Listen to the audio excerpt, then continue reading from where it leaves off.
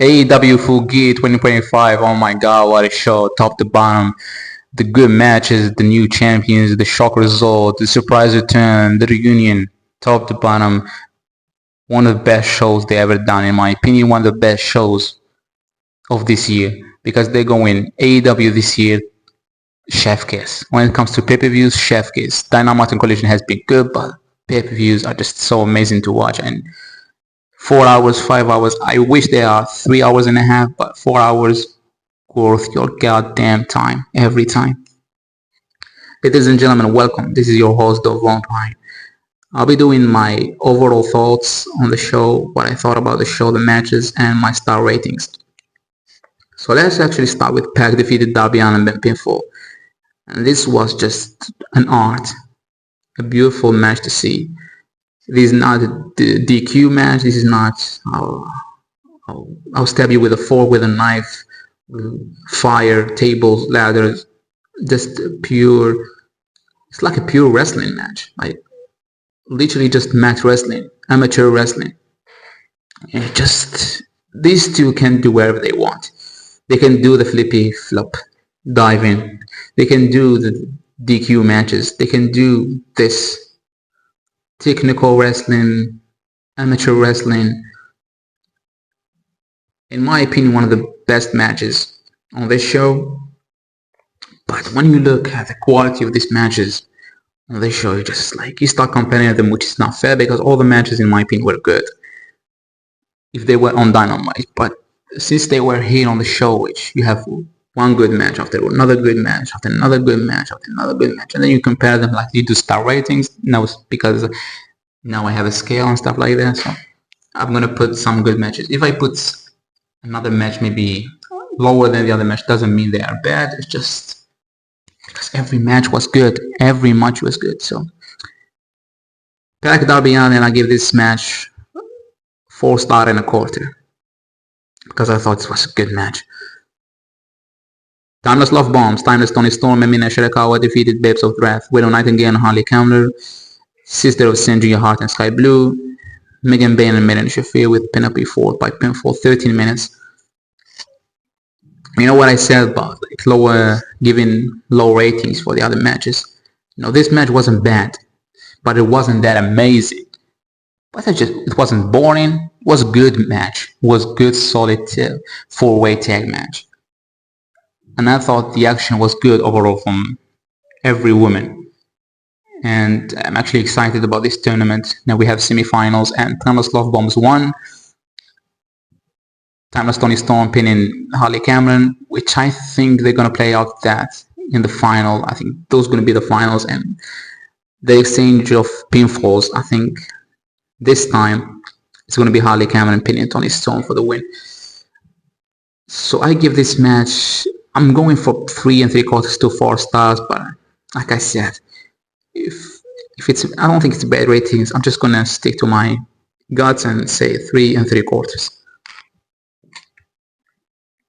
Tag team match for the AEW World Tag Team Championship, 20 minutes, FTR, Cash Wheeler and Dax Howard with Stokely defeated Brodido, Bandido, and Brody King by pinfall. I just want to say, well done, Brodido, because I think, in my opinion, they are the best tag team this year. The matches they gave us, the moments they gave us, like Brodido, from me, in my opinion, is the best wrestler right now in the world. He deserved that title, and hopefully these two will be in the BNC2, which is going to be announced by Tony Khan, and maybe tonight, maybe tomorrow, wherever. We have 3 wrestlers already being announced with Kai Fletcher and Takeshi Okada. What a stacked roster, even with the injuries. So this match was just, the first 10 minutes were like, let's test each other, let's wrestle. The last 10 minutes was just pure drama. The kickouts, the finishers, the moves, everything. Stokely taking a bump, and Brody just killed him right there. I thought this was one of the best matches of the night, one of the best tag team matches of the year, so I give this match 4 stars and 3/4. Ricochet Casino Gauntlet match for the inaugural AEW National Championship. I did say I'm not gonna care about this match, but I did actually because it was so fun to watch, and Ricochet was the MVP in my opinion. Like coming to the ring and just him on the mic is funny, saying another one, DJ Khaled, and just in the match when he was like tag teaming with Death Fighters, just so funny to watch, and he's such a good wrestler in the ring, and like if I have to do my star rating for his year, because it's been a year and a half maybe, I would say like 8 out of 10 easily, because he's just one of the best wrestlers I know in the roster. So he been given night to be the inaugural champion, 2022 minutes. I give this match 4 stars and a quarter. No holds barred match. Kyle O'Reilly defeated Jon Moxley with Menino Shafir. If you like forks, there's gonna be forks here.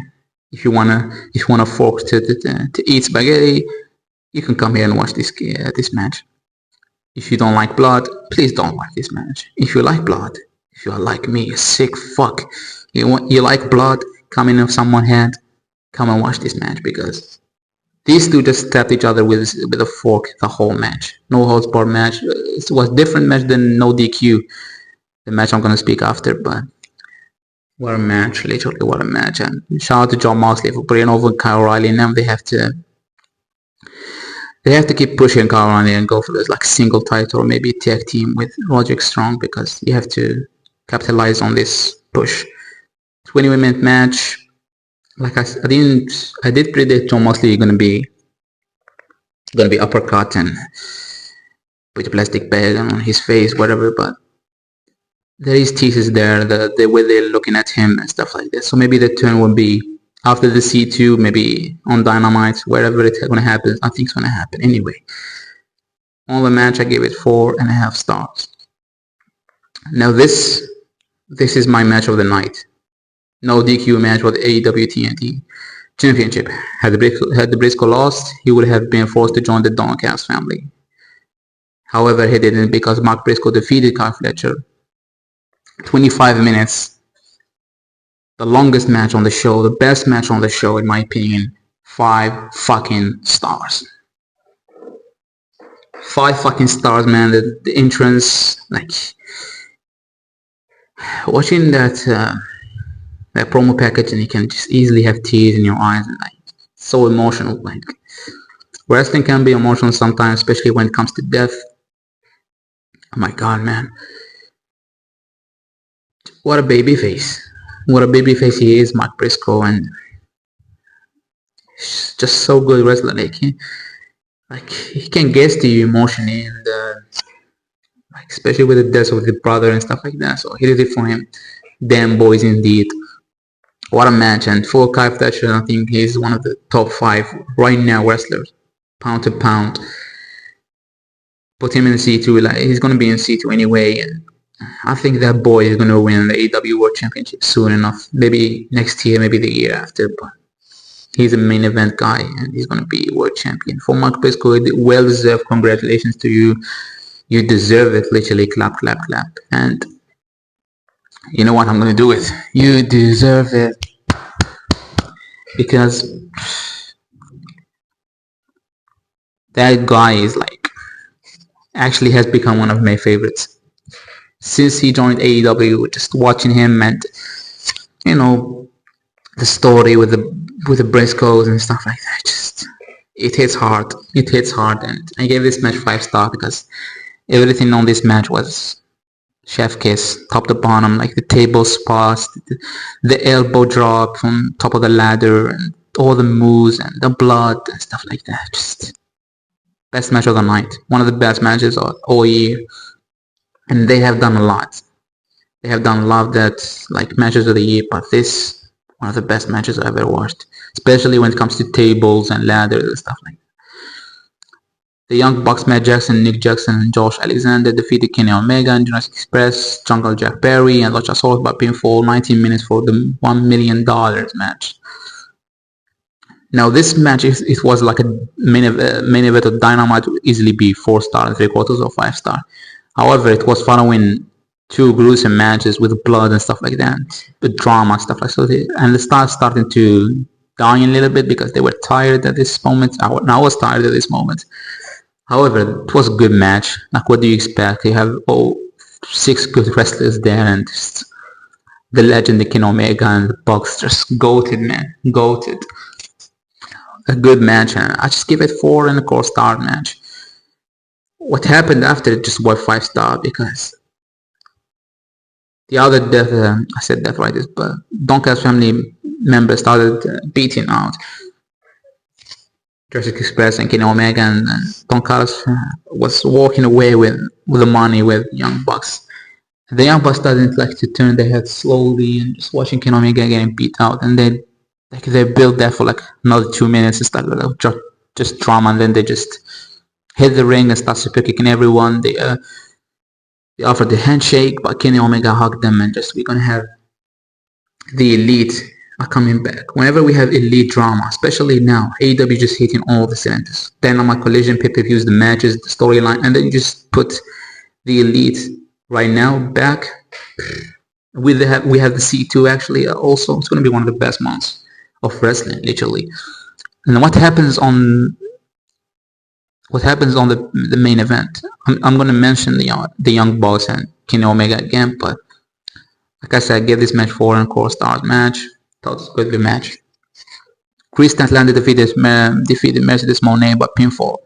Singles match with the AEW Women World Championship. 23 minutes match. What do you expect? They had one of the two best matches of the women wrestling last year, and Full Gear, then World's End, and this wasn't a disappointment either. And this match was just not just wrestling; it was just a fight from the get-go. The crowd was tired. And then by the end they came lively, but it hurts a little bit, but for the match, but it literally didn't. I did expect Christian to win, but I was invested in this match because I think those are, in my opinion, the two best wrestlers ring-wise in AEW.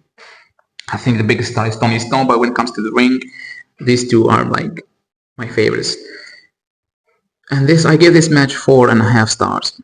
I thought this match was good. Literally nothing to say besides saying it was an amazing match, because these two have such a good chemistry. Hopefully they do that again. Maybe this time it's going to be even more 5 stars. I think they deserve a main event, or maybe do it either or. Do it at the start of the show, do it by the end. However, it's such a good match, and I don't know where they go from here though. Like maybe Thekla can challenge for Statlander, maybe Willow for Mercedes, or Athena. I think Athena would be a good choice. The main event, which was shocking, I actually saw the result before I was spoiled, but I didn't care. Like I just wake up and I saw the result. I was like, what? Samoa Joe. Not like what? Oh my god, what they have done. This is the worst decision. It's like, what? Really, Hangman lost, even though Hangman is like my favorite wrestler right now. I kind of was mad or bored, disappointed. I was just like in shock. When I watched the match, I was still shocked because Samoa Joe won. We literally put the trigger again on Samoa Joe. This time, hopefully, it's not going to be the first time like when Page lost CM Punk. He was in the mid card now. I think he's going to be in the main event. Should be. He's the main character of AEW. 16-minute match. I give this match was a 4-star match, but with the shocking result, just give it 4.5 stars.